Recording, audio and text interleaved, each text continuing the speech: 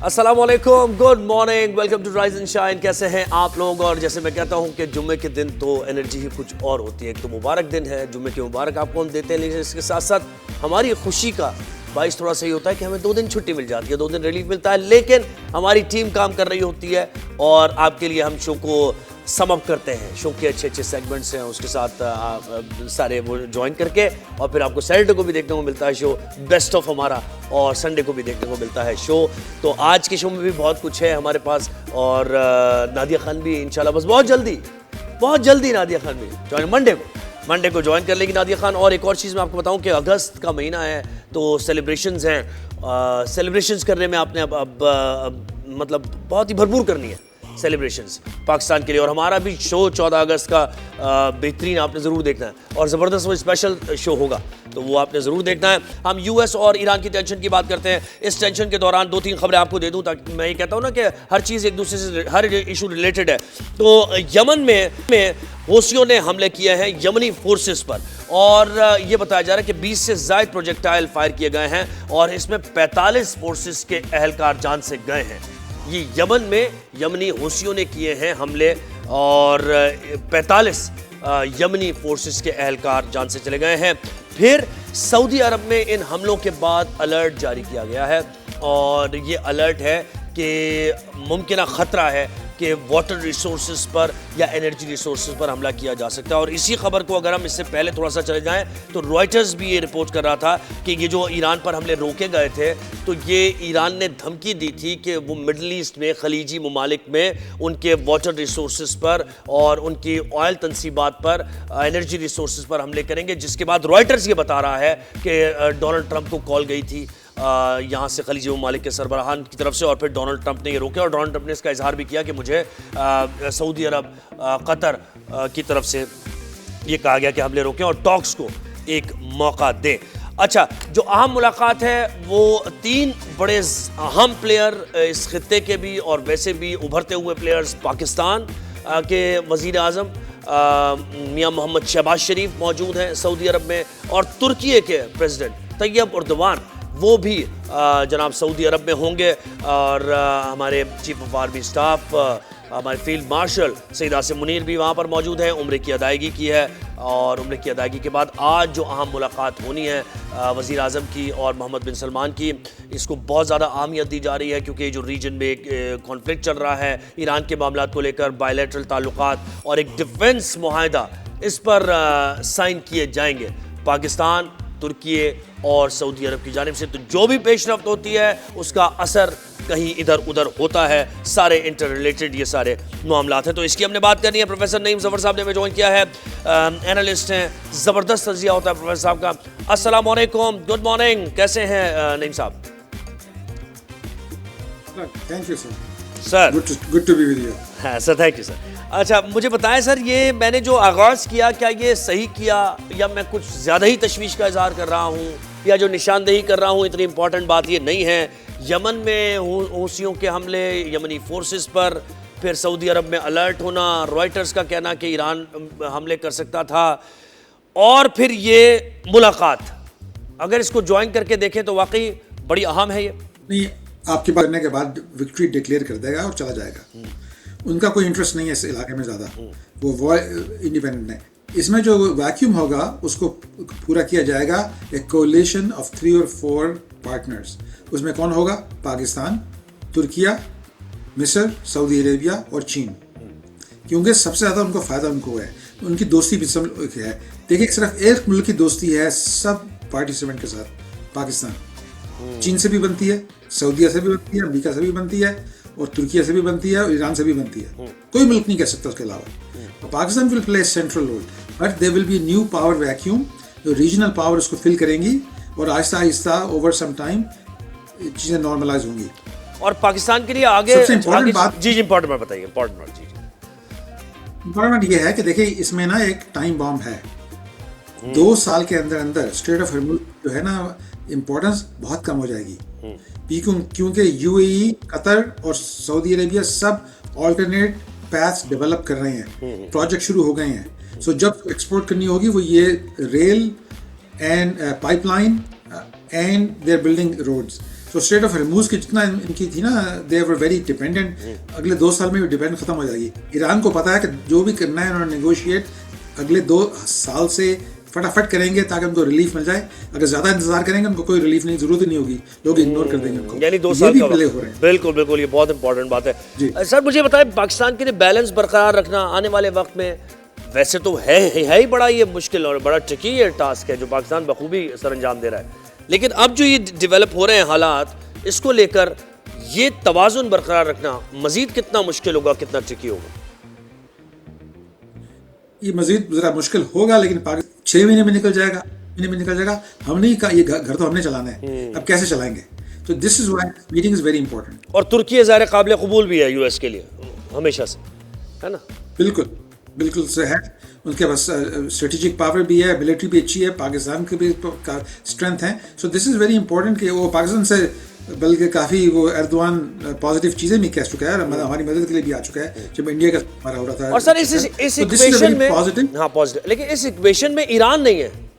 हालांकि मुज़ाकरात की बेस पर लाना ईरान को है, और यूएस के साथ भी मुज़ाकरात की हम बात करें, सऊदी अरब के साथ भी राब्ते हो रहे हैं, उनके वज़राए ख़ारजा के दरमियान हो रहे हैं राब्ते, लेकिन बाकायदा कंक्रीट कुछ ईरान को शामिल क्यों नहीं किया जा रहा, ये समझ नहीं आ रही बात। देखिए वो बैक चैनल तो हो रही है, तो ज़ाहिर है फ्रंट में क्यों नहीं होगी? अगर ईरान को बुलाएंगे तो फिर कहेंगे अमेरिका के भी हम तुम मिलकर बात करो, हमें क्यों नहीं बुलाया? फिर इजराइल भी कहेगा, वो भी कहेगा भाई हमारा भी यहाँ इंटरेस्ट है। तो बेस्ट ये है कि किसी को ना बुलाया जाए, हम खुल के बात कर लें कि ये पंचायत कैसे चलेगी, फिर इन्फॉर्म कर देंगे लोगों को भी क्या फैसला हुआ है। तो दिस इज़ मुनासिब, diplomatically this is the better way. सही है। और गजा की सूरत हाल को सर आप कैसे मतलब आपका तज़किया क्या कहता है? वहाँ पर हमले भी हो रहे हैं, वहाँ इवन हमास पे भी हमले हो रहे हैं, हिज़्बुल्लाह। यह है कि ज़ाहिर बेशुमार लोग शहीद हो रहे हैं और हालात अच्छे नहीं हुए, पहले से बेहतर है लेकिन पूरी तरह से अच्छे नहीं हो रहे। इजराइल बहुत बदमाशियाँ कर रहा है। गुड न्यूज़ ये है कि इसमें अमेरिका में पब्लिक सेंटिमेंट चेंज होना शुरू हो चुका है। लोग खुल के कह रहे हैं। अभी देखें ये कांग्रेस में रेस में जो लोग अब्दुल अल सैयद जो इलेक्ट हुए हैं, मतलब इलेक्ट हुए, पार्टी डेमोक्रेटिक पार्टी का टिकट मिल गया उनको, वो खुल ओपनली कह रहे हैं कि भाई ये बड़ी गलत बात हो रही है, ये नहीं, हम टॉलरेट नहीं करेंगे। अमानुअल राम जो है उसका जो था वो भी रन करा, उसने भी खुल के कह दिया है।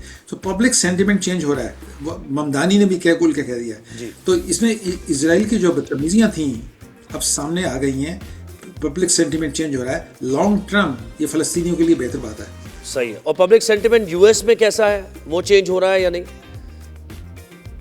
हो रहा है, बिल्कुल हो रहा है, आहिस्ता आहिस्ता हो रहा है, लेकिन हो रहा है। पहले तो कोई एक लफ्ज़ भी नहीं कह सकते आप इसराइल के खिलाफ, 2 साल पहले एक लफ्ज़ भी नहीं कह सकते थे। आप लोग खुल के बात कर रहे हैं, ये पहले कभी नहीं हुआ। यूरोप में तो हो चुका है। तो आहिस्ता आहिस्ता देखिए इजराइल अपनी वो कबर खोद रहा है इस बारे में। और डोनाल्ड ट्रंप के बारे में सर क्या आप कहते हैं? वो तो बड़े पुरुम्मीद है कि उन्होंने लीड करना है यूएस को। उनको होना पड़ेगा, और क्या कहेंगे। लेकिन अब देखें ना, मिड टर्म इलेक्शन पता चलेगा उनकी सपोर्ट कितनी कम हुई है। I think democratic party seat win करेगी। अब मेजॉरिटी विन करेगी या नहीं करेगी उसकी बात अभी नहीं पता, लेकिन वॉइसेस आर राइजिंग। ट्रंप साहब का जो फुल को था कंट्रोल था कांग्रेस का, वो कम हो जाएगा, शायद छूट भी जाए। तो उससे फिर अमेरिकन पॉलिटिक्स में फ़र्क पड़ेगा, कांग्रेस स्ट्रांग हो जाएगी। और ये जो सर पूरी दुनिया में नेशनलिस्टिक अप्रोच आई, और आपने देखा इससे पहले वेव आई थी जो अब आहिस्ता आहिस्ता दोबारा से वो सेटल डाउन होती जा रही है। नेशनलिस्टिक अप्रोच थी कि हम मतलब यूएस के सिटीजन्स के लिए सब रिसोर्सेज हैं, यूएस के लोग, बाहर के लोग आ रही हैं। और इसी वेव के तहत डोनाल्ड ट्रंप भी आए और काफ़ी उभरे और एज ए लीडर। अब क्या वापस लोग वही सोच रहे हैं कि नहीं ऑल इंक्लूसिव एक सोसाइटी होनी चाहिए, सबको रहने का हक है, वो नेशनलिस्टिक। जब हम बात करते हैं ख़वातीन की, तो ख़वातीन तो मर्दों से आगे आगे ही हैं भाई। मर्द तो डरते हैं ख़वातीन से, ये आपको मालूम है ना बात? जितने मर्द देख रहे हैं उन्हें पता है, तस्लीम कर चुके हैं वो सुप्रीमेसी ख़वातीन की। ऐसा नहीं है, ऐसा है ना, पढ़े लिखे मर्द जिनका एक्सपोजर ज़्यादा है, वो तो कहते हैं कि भाई ख़वातीन को न सिर्फ अपने साथ मिला के आप चलाएं, हर दुख दर्द में शामिल होती हैं ख़वातीन। इसके साथ साथ आप अपना लिवलीहुड यानी आप रोज़गार, अगर दोनों मियाँ बीवी मिलके अगर जॉब कर रहे हैं तो वो एक फैमिली की अच्छी तरबियत कर सकते हैं और अच्छा कमा सकते हैं। उनको वो रिसोर्सेज, उनको ज़राए दे सकते हैं, इसमें अच्छी तालीम हासिल करें, अच्छी सेहत के मौक़े। तो ये तभी होगा जब आप अपने घर के ख़वातीन को आगे बढ़ने का मौका देंगे। वो जिस भी फील्ड में एक्सेल करना चाहती है उनको करने देंगे, कोई पाबंदी नहीं, कोई कतगन नहीं है कि अगर ये मर्द है तो ये काम करेगा, अगर ये औरत है तो ये काम करेगी। तो ये सोच, ये पुरानी ऑर्थोडॉक्स जो सोच है, इसको छोड़ दें, ख़वातीन को तरक्की करने दें। वो भी बराबरी की बिल्कुल इंसान है, उनको पूरे हुकूक हासिल हैं जो मर्द को हासिल है। जब एक मर्द ये तस्लीम करना शुरू कर देगा तो ये मसाइल ख़त्म हो जाएंगे जो हम ख़वातीन पर तशद्दुद देखते हैं, डोमेस्टिक वायलेंस देखते हैं। और ये न सिर्फ फिजिकल इस तरह का वायलेंस है, मेंटल टॉर्चर का भी शिकार है बहुत सी ख़वातीन। तो ये खैर अलग टॉपिक है और इस पर हम बहुत बात करते रहते हैं। तो अभी तो हम अच्छी बातें करेंगे ना, वो मेंटल टॉर्चर की हम बात नहीं करेंगे। हम अभी अच्छी बात ये करेंगे कि पाकिस्तान का नाम रोशन करने वाली भी ख़वातीन है और किसी से मर्दों से पीछे नहीं है। जब भी मौका मिलता है इंडिविजुअल एफर्ट्स अपनी दिखाती हैं, या टीम अगर गेम है, टीम स्पोर्ट है, तो उसमें भी जैसे पाकिस्तानी फ़ुटबॉल ख़वातीन की फ़ुटबॉल टीम भी बहुत अच्छा आजकल खेल रही है और बड़ी तवक्कुआत हैं अब उनसे। तो उन्हीं में से एक है बहुत ही बेहतरीन परफॉर्मेंस दिखाई है फातिमा ज़हरा ने।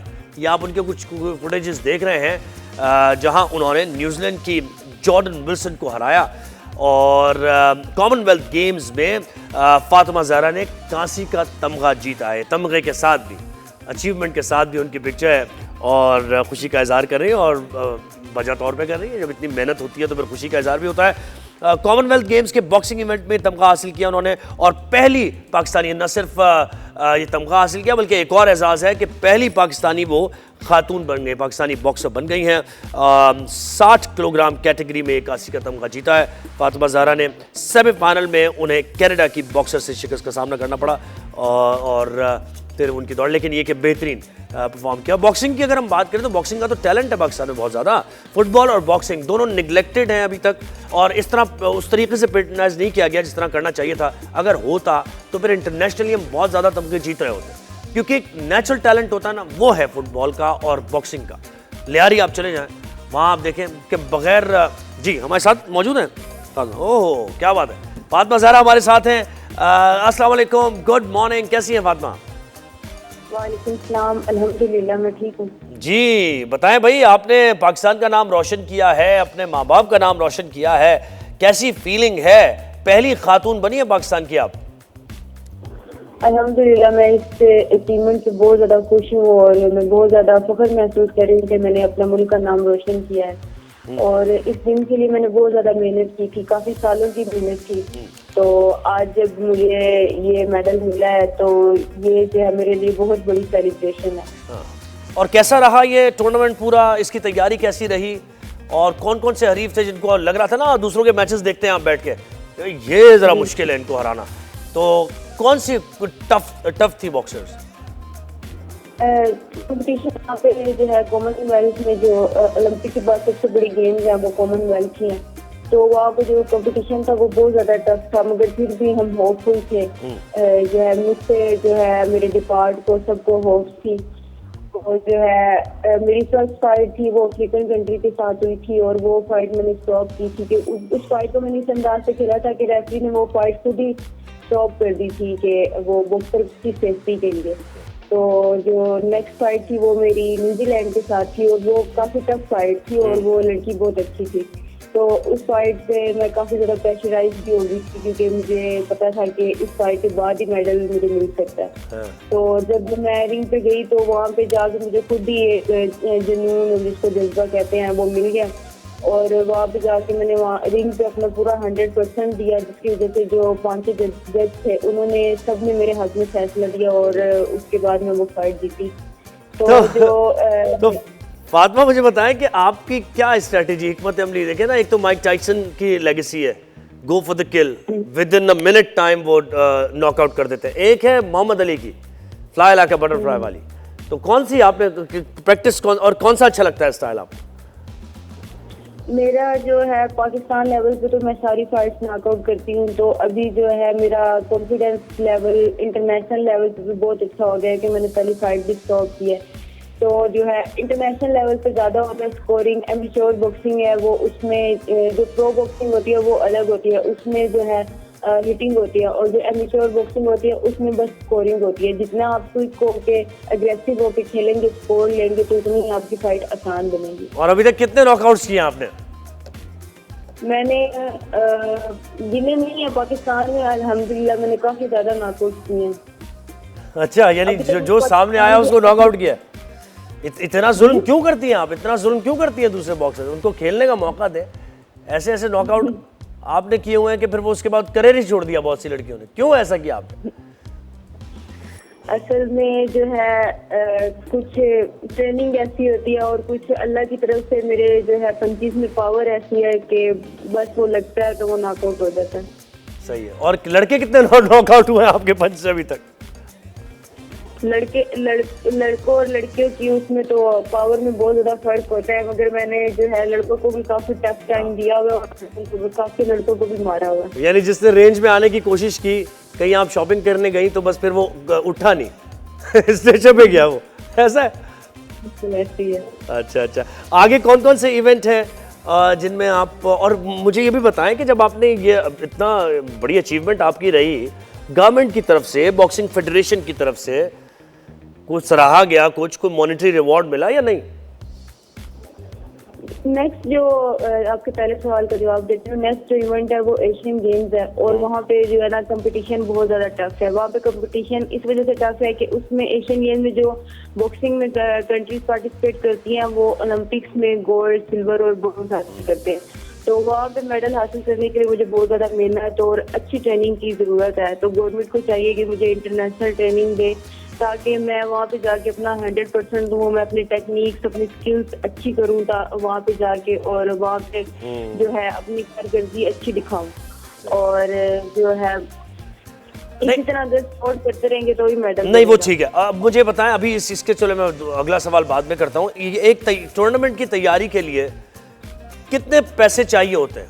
यानी अगर आप एक प्रोफेशनल बॉक्सिंग करना चाह रहे हैं और आप टूर्नामेंट की तैयारी करना चाह रहे हैं, तो ये सारे पैसे आप अपने खर्च करती हैं, एक पैशन को लेकर चल रही हैं, या कहीं से स्पॉन्सर होता है? कितने पैसे, टेंटेटिव आइडिया में पूछ रहा हूँ। हमारा जो है जब कोई कंपटीशन होता है तो हमारा एक कैंप लगता है, उसको पाकिस्तान कैंप लगता है, तो वो जो है आर्मी मुझे सपोर्ट करती है।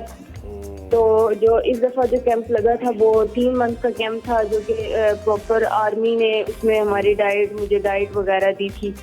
और इसके अलावा जो एक्स्ट्रा करना होता है वो तो खुद से करना होता है।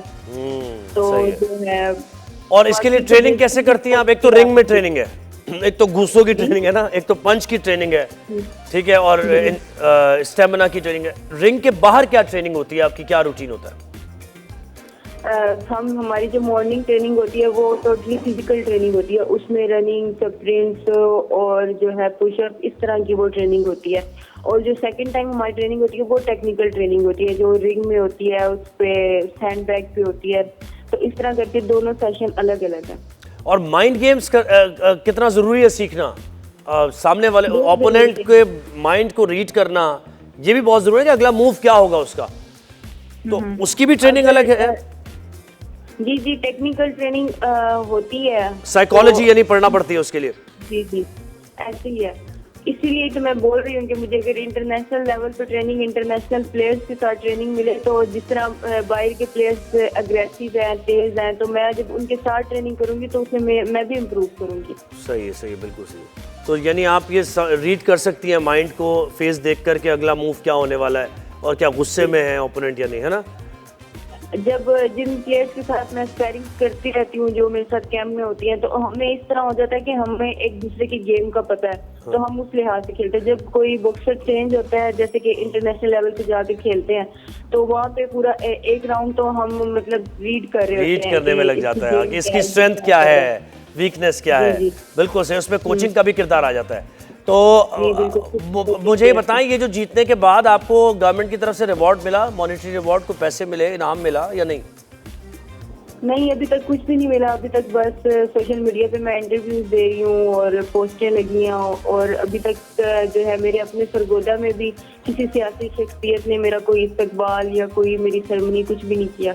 जो भी किया मेरे जो क्लब मेंबर्स थे, मेरे कोच थे, मेरी फैमिली, वो कर रहे थे। बॉक्सिंग फेडरेशन ने भी अभी तक सोई हुई है?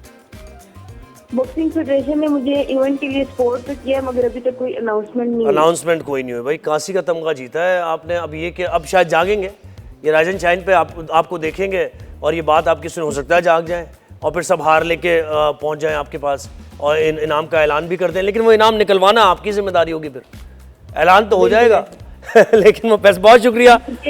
हाँ जी, क्या कहना चाह रही? मुझे जो है पाकिस्तान आर्मी और पाकिस्तान बॉक्सिंग फेडरेशन बहुत सपोर्ट करती है, बहुत अच्छी बात। इवेंट पे वहाँ तक पहुँचना बहुत बड़ी बात है, तो इनकी जरिए मैं वहाँ तक पहुँची हूँ और मैंने वहाँ पे मेडल हासिल किया। बहुत शुक्रिया फातिमा जहरा, इसी तरह पाकिस्तान का नाम आप रोशन करती रहें।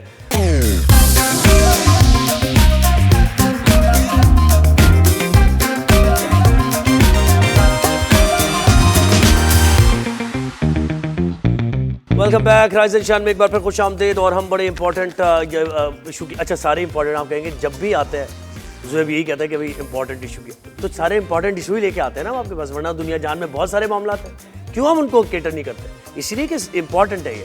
अच्छा इंपॉर्टेंट क्यों है? क्योंकि ये है आंखों से जुड़ा हुआ मामला। आप अपनी आंखों से पूरी दुनिया देखते हैं, ये जो आपका एक्सपोजर बढ़ता है ये आंखों से है ना, और आंखों को आप दूसरे की रीड भी कर सकते हैं, ठीक है, आंखें बोलती भी हैं। तो ये मैं दूसरी तरफ निकल जाऊंगा, शेर व शायरी की तरफ। शेर व शायरी में तो आंखों के बारे में पता नहीं क्या क्या कह दिया गया है, और खूबसूरती आंखों की जो है वो एक मतलब मुतनाही है कुछ सिलसिला, जितना खूबसूरती बयान किया होता है तो वो फैल जाता है ना।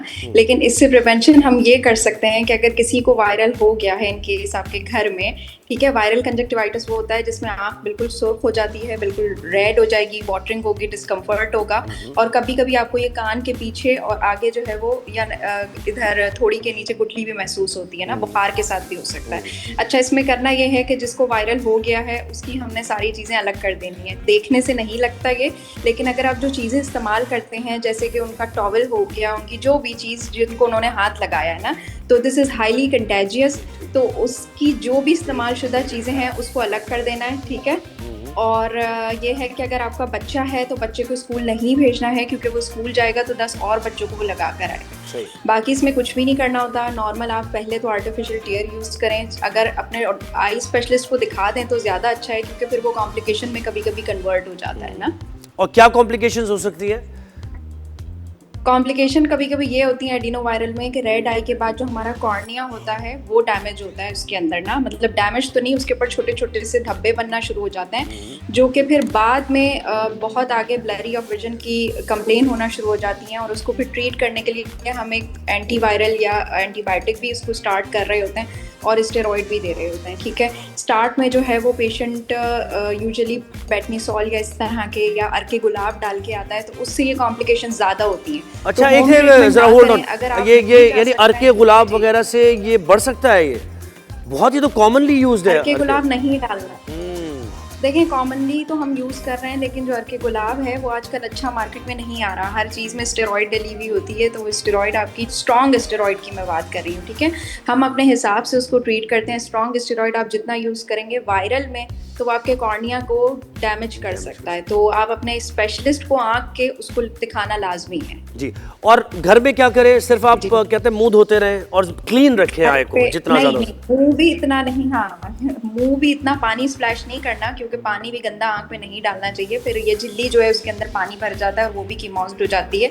आपने ये करना है कि सिंपल आर्टिफिशियल टीयर खरीदना है अपने मेडिकल स्टोर से जाके, और अगर आप जब तक अपने डॉक्टर को नहीं दिखाते तब तक सिर्फ वो आर्टिफिशियल टीयर्स डालने, ठीक है, और अपनी चीजें अलग कर देनी है, और डाल के वो टिश्यू पेपर से आपने साफ करना है, या वो जो वाइप्स आते हैं टिश्यू पेपर से? टिश्यू पेपर जी, वाइप्स नहीं, वाइप्स तो अल्कोहल वाले होते हैं, वो आपके कॉर्निया को डैमेज करते हैं। नॉर्मल टिश्यू से वो भी हल्के हाथों से जैसे टैप करते हैं वो करना है, रगड़ना भी नहीं है, क्योंकि रगड़ के भी आप अपना कॉर्निया खराब कर देते हैं। नॉर्मली भी वायरल हो या ना हो, आपने आँख को नहीं रगड़ना। और शेड्स जो लगाते हैं डॉक्टर साहब, ये होती है, और उसके बाद आप कोई गैर मयारी प्लास्टिक के शेड्स लगा लेते हैं कि चलें दूसरों को बचाया जाए। शेड्स जो आप लगा रहे हैं ना, देखें एक तो ये हमारा गलत जो मिथ है कि देखने से बढ़ जाता है तो शेड लगा के बैठ जाते हैं, तो देखने वेखने से कुछ नहीं होता, सिर्फ इस्तेमाल शुदा यूज़ चीज़ों से होता है। शेड्स आप इसलिए लगा सकते हैं क्योंकि कॉर्निया सेंसिटिव हुआ होता है, तो लाइट आपकी आंख पे लगती है ना, फोटोफोबिक जिसे हम टर्म कहते हैं ना, कि लाइट आंख में चुभ रही होती है, तो उससे बचने के लिए आप नॉर्मल शेड्स लगा लें, उसका कोई ऐसा उस पे वायरल पे इफेक्ट नहीं पड़ेगा, but for your precaution and prevention you can use the glasses. सही है। और कभी आपको ये हो आशुब चश्म, आप कंप्यूटर यानी ज़ाहिर स्क्रीन तो यूज़ कर ही रहे हैं ना, मोबाइल फ़ोन यूज़ कर रहे हैं, इससे एग्रेवेट हो सकता है, या ज़रा एहतियात करें इस दौरान? देखें एग्रेवेट तो नहीं होगा, लेकिन ये कि ऑब्वियसली आपकी एक आँख इतनी सिक आप हुए हुए हैं, आँख में इतना प्रॉब्लम हो रहा है, तो आप इसके फिर खुशामदीद, बड़े सीरियस इशू की हम बात करेंगे। मुल्क के मुस्तकबिल, मुल्क के मेहमानों से जुड़ा हुआ इशूज़ और बड़ी तशवीशनाक खबरें इससे मुताल्लिक़ आती हैं। और जब ये केसेस आते हैं तो इसमें हम देखते हैं कि बहुत लैप्स, बहुत लूप होल्स नज़र आते हैं, जिसकी वजह से ये केसेस बढ़ते जा रहे हैं। कानून की अमल, अच्छा इसमें बहुत सारे फैक्टर्स हैं। हम बात कर रहे हैं पाकिस्तान में जो बच्चों के साथ जिनसी ज़्यादती और तशद्दुद के वाक़यात हैं उसमें इजाफा हो रहा है। और इसमें मज़ीद तशवीश की बात यह है कि हालिया आदाद शुमार के मुताबिक रिपोर्ट होने वाले ऐसे वाक़यात का एक बड़ा हिस्सा पंजाब से सामने आया है, जिसने बच्चों के तहफ़्फ़ुज़, कानून की अमलदारी, जैसे हमने बात की, आगाही और रिपोर्टिंग के निज़ाम पर कई सवालात खड़े कर दिए हैं। और ये जो फैसलाबाद रीजन है, सरगोदा रीजन है, मुल्तान डिवीज़न है, ये बहुत ज़्यादा इसमें अहम है।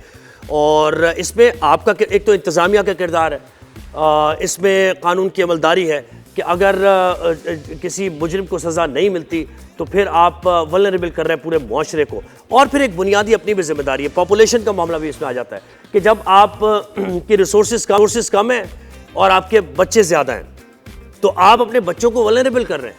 आप अपने बच्चों को वो उस वक्त एक्सपोजर दे रहे हैं जब वो तैयार ही नहीं है। ज़ाहिर रोज़गार के लिए आप भेजते हैं छोटे बच्चों को। आप देखें मैकेनिक शॉप पर होते हैं बच्चे रेस्टोरेंट्स में काम कर रहे होते हैं, दीगर जगहों पर पंक्चर के लिए बच्चे पंक्चर लगा रहे होते हैं। तो ये आप बच्चे को आपने एक्सपोज कर दिया ऐसी, जब वो ज़हनी तौर पर तैयार ही नहीं है, उसको ये पता ही नहीं है कि अगर ऐसी सिचुएशन आ जाती है, कोई उसे अब्यूज़ करने की कोशिश करता है तो वो क्या करे, उसका जहन ही पुख्ता नहीं है और फिर ये मल्टीप्लाई होती हैं बुराइयाँ। तो पंजाब में बहुत से ऐसे कोई मतलब क्राइम्स हुए हैं इसको लेकर और फिर उनको सज़ा भी नहीं मिली मुजरिमान को, जिसकी वजह से ये मामलात आगे बढ़ रहे हैं। तो ये तशवीश कि पंजाब में केसेस ज़्यादा क्यों हैं और वहाँ पर क्यों सज़ा नहीं मिल रही और कहाँ रुकावट है, कहाँ हिकअप्स हैं, ये हम जानेंगे। हमें ज्वाइन किया है डॉक्टर मुनीज़ बानो साहिबा ने, जो कि एग्जीक्यूटिव डायरेक्टर हैं साहिल से। जी डॉक्टर मुनीज़ साहिबा, बहुत शुक्रिया आपने वक्त दिया हमें। ये जो डेटा है ये बड़ा हैरानकुन भी है, इतने केसेस हो रहे हैं पंजाब में, रिपोर्ट होते हैं नहीं होते, और बहुत से तो ऐसे डॉक्टर साहब केसेस हैं जो रिपोर्ट भी नहीं किए जाते। तो आपका डेटा क्या बताता है और आप बिल्कुल बताइए, फरमाइए। थैंक यू वेरी मच, आपने ज्वाइन किया। जी थैंक यू। ये जी जितना हम तो रिपोर्टेड न्यूज़ से लेते हैं, क्योंकि वहाँ से फिर हम डबल चेक करते हैं अपने थाने से, और फिर हम क्योंकि मुफ्त कानूनी मदद देते हैं तो हम उसको ऑफ़र करते हैं।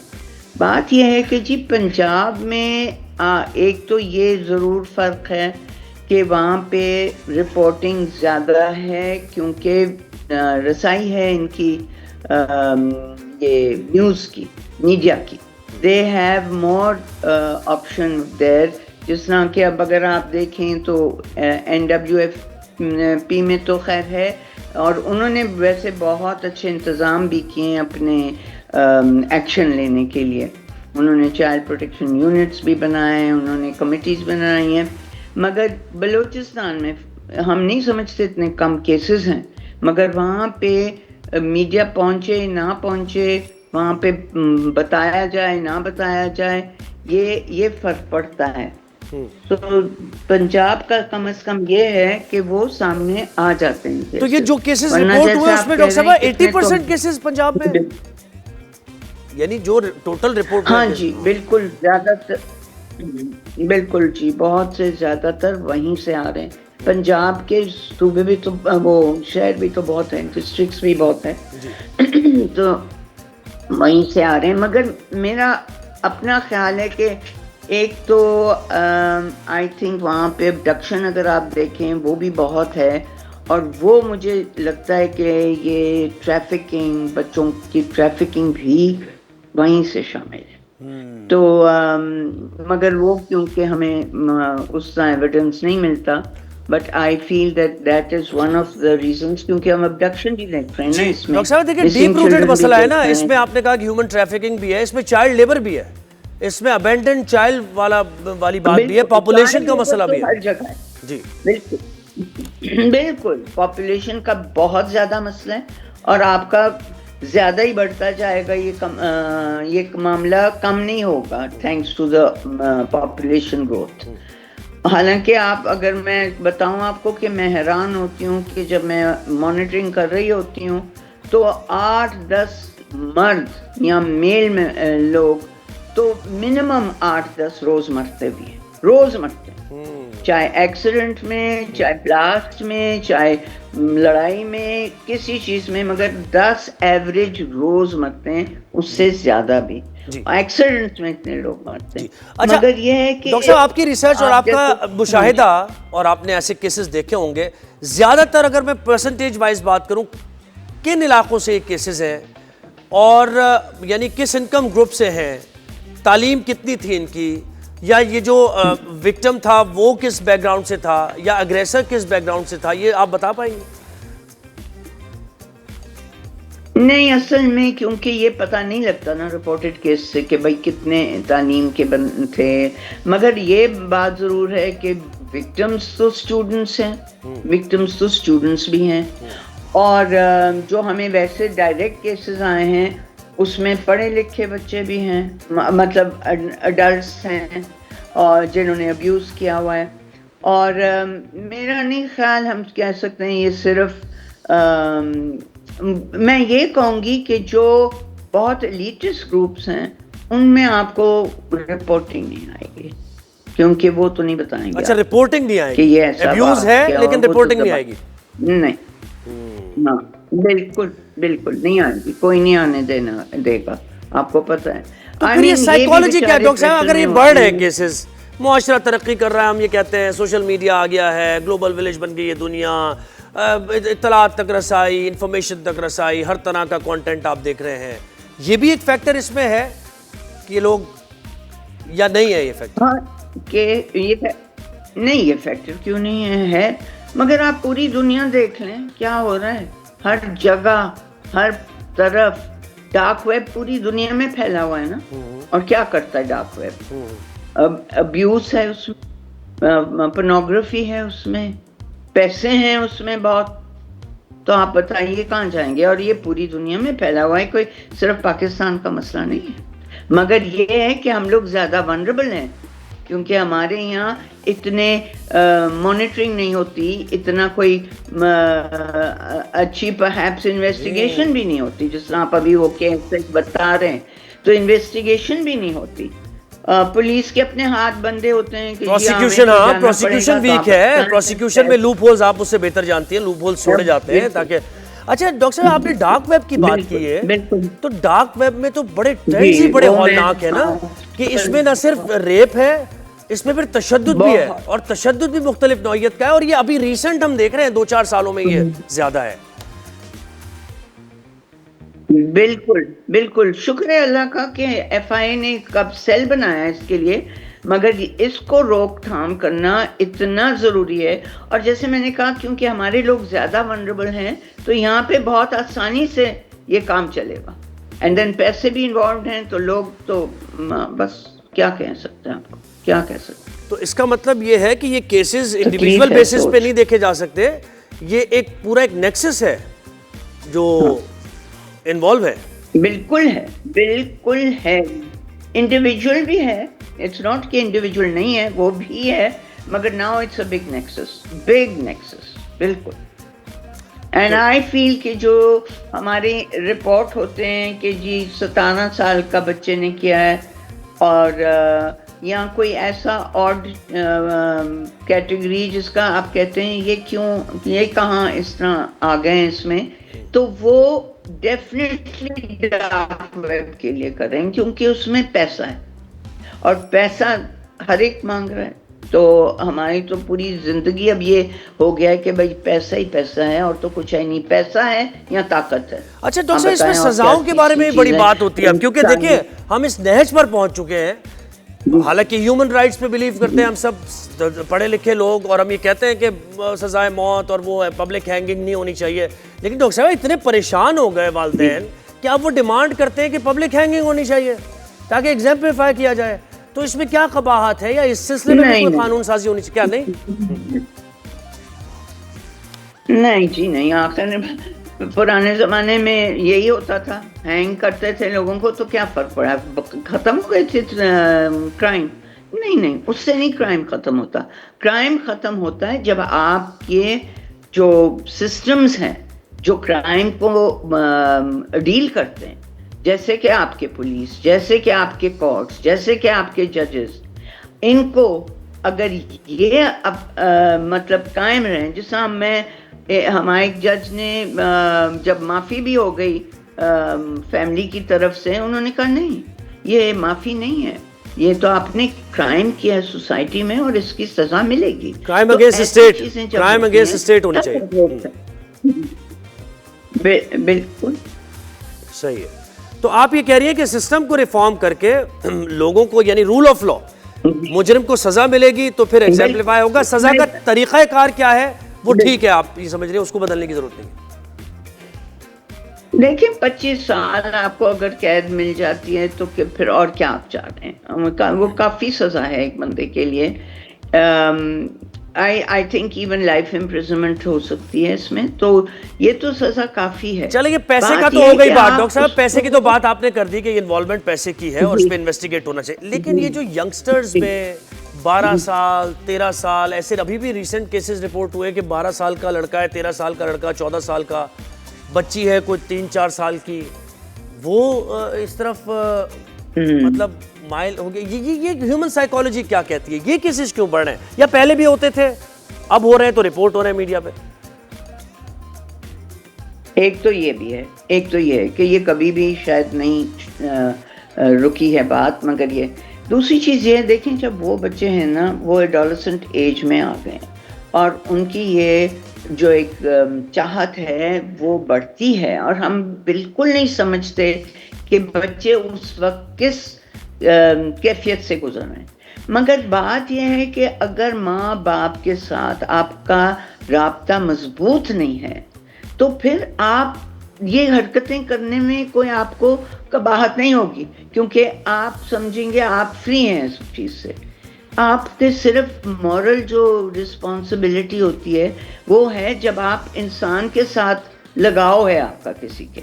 और मैं आपको बता दूं कि हमारे यंग लोगों का लगाव किसी के साथ नहीं, क्योंकि माँ बाप बिल्कुल, हम तो 10 साल के बच्चे को कहते हैं अब तुम बड़े हो गए हो, जो मर्जी है करो, अलावा इसके जिसको हम खुद ही लेबर में डालते हैं, अलावा इसके जो बाहर फिर रहे हैं, जो पढ़ रहे नहीं है, इन सबको छोड़ते हुए भी आप क्या जी डॉक्टर साहब, आपका मुझे बड़ा मतलब जो तज्जिया है और आपका एक्सपोजर बहुत ज़्यादा है, तो मैं ही आपसे सवाल करूंगा। वैसे उमूमन ये सवाल करता नहीं हूँ, अक्सर चाइल्ड लेबर पे बात होती है और ह्यूमन राइट्स एक्टिविस्ट बहुत ज़्यादा बात करते हैं पाकिस्तान में, लेकिन देखिए डॉक्टर साहब, दूसरा पहलू तो ये भी है ना कि जब लोगों के पास खाने को कुछ नहीं होगा तो वो बच्चा घर का कमाएगा ही ना, या फिर वो भूखी मरेगी फैमिली, या तो स्टेट उसको अफोर्ड करे, उसके एक्सपेंस, बुनियादी ज़रूरतें पूरी करे। तो चाइल्ड लेबर आप खत्म कर देंगे तो उस घर का तो आप कफील खत्म कर देंगे। ये कैसे होगा? ये बहुत ही डीप रूटेड है डॉक्टर साहब, ये बहुत डीप रूटेड है। और यही जो अपने 25-30 साल फैमिली प्लानिंग को अहमियत ही नहीं दी, अगर वो चीज़ वहाँ रुकती तो आज आपका ये हाल नहीं होता, आज आपके बच्चों का ये हाल नहीं होता कि चाहिए इनको आपने वर्कशॉप्स में डालें। और आप ठीक कहते हैं कि अब तो हालात इतने ख़राब हैं कि आप यही करेंगे। और आप स्कूल्स आपके पास है नहीं, स्कूल्स में आप पढ़ाते क्या हैं? मारपीट कहाँ हो रही है? घर पे भी होती है, स्कूलों में भी होती है। तो क्यों बच्चा फिर आपसे भागेगा नहीं या कहेगा चलो मैं काम करूं, मैं कम से कम इस घर से ही निकल आऊं? लेकिन आप ये कहेंगी कि इंतजामिया का फेलियर है ये जो 80% केसेस है, बहुत बड़ी तादाद है, बहुत बड़ा फेलियर इंतजामिया का है पंजाब में। नहीं देखें जी, है फेलियर तो है, फेलियर है, मगर आई थिंक कि वो भी इतने बर्डन्ड हैं कि उनसे ये हो ही नहीं पाता। I don't think they are totally to blame, क्योंकि फैसिलिटीज बहुत होनी पड़ती हैं अगर आप चाहते हैं कि ये काम को आप सही तरीके से डील करें। अब आप बताएं, अगर एक पुलिस स्टेशन है और 20 मील पे जाके वो वाकया वहाँ हुआ है तो वो ना पहुँच सकते हैं, ना जा सकते हैं। उनके अगर वहाँ पे लोग कम हैं तो वो बिल्कुल ही नहीं हिल सकते। तो ये रिस्पॉन्सिबिलिटी भी वो नहीं पूरी शायद करते, मगर एक ये भी उनकी साइड से तकलीफ से बात है उनके लिए। हाँ, तो सर we बहुत have to शुक्रिया be आपने हमें fair. वक्त दिया। Welcome back. अब कुछ एंटरटेनमेंट की बात हो जाए, और पाकिस्तानी ड्रामा इंडस्ट्री किसी से पीछे नहीं है। पाकिस्तानी ड्रामा तो बहुत पूरी दुनिया में मशहूर होता है। जिस तरह हमारी एग्जीक्यूशन होती है, डायरेक्टर्स की डायरेक्शन है, एक्टर्स की परफॉर्मेंस है, और अगर ड्रामे की बात करें हम और इस मीडिया की बात करें, तो इसमें थिएटर जो है, थिएटर ये एक नर्सरी है, और थिएटर एक्टर अलग से पहचाने जाते हैं। उनकी बॉडी लैंग्वेज, उनकी आवाज़ का उतार चढ़ाव, मॉड्यूलेशन ऑफ वॉइस जिसे हम कहते हैं, स्ट्रेस एंड पॉज, तो ये एक अलग ही नज़र आता है। वो बिल्कुल मुनफरिद है। वो लगता है कि मंझे हुए एक्टर्स जब आते हैं, और उनकी परफॉर्मेंस भी मुख्तलिफ नज़र आती है। लेकिन पाकिस्तान में ख़ास तौर पर हम ये देखते हैं कि थिएटर एक्टर्स उस तादाद में नहीं आते यहाँ पर ड्रामा इंडस्ट्री में जिस तादाद में आना चाहिए फिल्म्स में। अब उसकी वजूहात पता नहीं क्या है। अक्सर हमने थिएटर एक्टर से बात की तो वो कहते हैं कि हमारा पैशन जो है ना वो थिएटर है। देयर एंड देयर हमें अपनी परफॉर्मेंस का हमारा रिवॉर्ड मिल जाता है, अपलॉज मिल जाता है, तो बस वो हमारे लिए ज़रूरी है। और वो जो पूरा दिन लगाना, 2 दिन 4 दिन लगाना, फिर महीनों लगाना एक शूट पर और एक ड्रामे पर, तो वो उन्हें सूट नहीं करता। खुद भी नहीं आते, और कुछ माहौल भी ऐसा है कि थिएटर एक्टर्स को ज़्यादा नहीं लिया जाता ड्रामों में। लेकिन फिर भी एक ऐसे एक्टर हमारे साथ हैं। एक्टर क्या है? हम जैसे शख्सियत है। एक्टर भी हैं, डायरेक्टर भी हैं, प्रोड्यूसर भी हैं, और क्या कुछ है। बड़ा तजर्बा है, बड़े बच्चों को सिखाया है कैसे एक्टिंग की जाती है, किस तरह पोजीशनिंग की जाती है, किस तरह डायलॉग डिलीवरी है, और क्या आंखों से कैसे बात की जाती है। यानी ऐसे एक्टर हैं कि जब अगर कुछ ना भी बोलें और उनका सीन है तो लोग, people are glued to the screen. वो उनके फेस को ही देख के समझते हैं कि इस वक्त क्या एक्सप्रेशन चल रहा है। तो हम वेलकम करते हैं, हमारे साथ खालिद अहमद साहब हैं, डायरेक्टर, एक्टर, प्रोड्यूसर। खालिद भाई अस्सलाम वालेकुम, गुड मॉर्निंग, कैसे हैं आप? अस्सलाम वालेकुम सर बहुत शुक्रिया आपने राइज एंड शाइन पे वक्त दिया। और सुबह उठने में अर्ली राइजर हैं आप या कोई प्रॉब्लम हुई? नहीं, अर्ली राइजर तो नहीं हूँ, लेकिन प्रॉब्लम भी हुई, लेकिन कोई बात नहीं। चलिए, इतनी भी ज्यादा सुबह नहीं है अभी। So nice of you, so nice of you. Sir बताएं, आर्ट्स काउंसिल की रौनकें बहाल होती जा रही हैं, और अभी आर्ट्स काउंसिल ऑफ पाकिस्तान के तहत आप एक ये सीरीज़, ये 3 ड्रामे हैं जो कि आप दिखा रहे हैं थिएटर में, ऑडियंस आएगी। ये इन तीनों के बारे में ज़रा हम बात करते हैं। पहला तो खान जैसे, आपके नसीरुद्दीन शाह जैसे, ओम पुरी, ये सब लोग थिएटर से आए थे। सही है। और इनकी जो खपत थी इंडस्ट्री में, इनकी जो आओ भगत थी, वो इनकी शक्ल सूरत नहीं बल्कि इनके काम के बलबूते थे। अच्छा, वैसे एक सर ये बात भी कही जाती है कि थिएटर एक्टर ना कुछ कॉम्प्रोमाइज़ भी किया जाता है, कुछ डायरेक्टर की बात भी सुनी जाती है, कुछ प्रोड्यूसर की बात। थिएटर एक्टर एक ऐसी उसका शिकार होता है सोच के कि मैं परफेक्शन से काम करना मुझे आता है, तो वो अकोमोडेटिव नहीं होता, जिसकी वजह से प्रोडक्शन के अंदर वो एडजस्ट नहीं हो पाता। ये भी एक, अगर ऐसा है जी, अगर ऐसा है तो गलत है।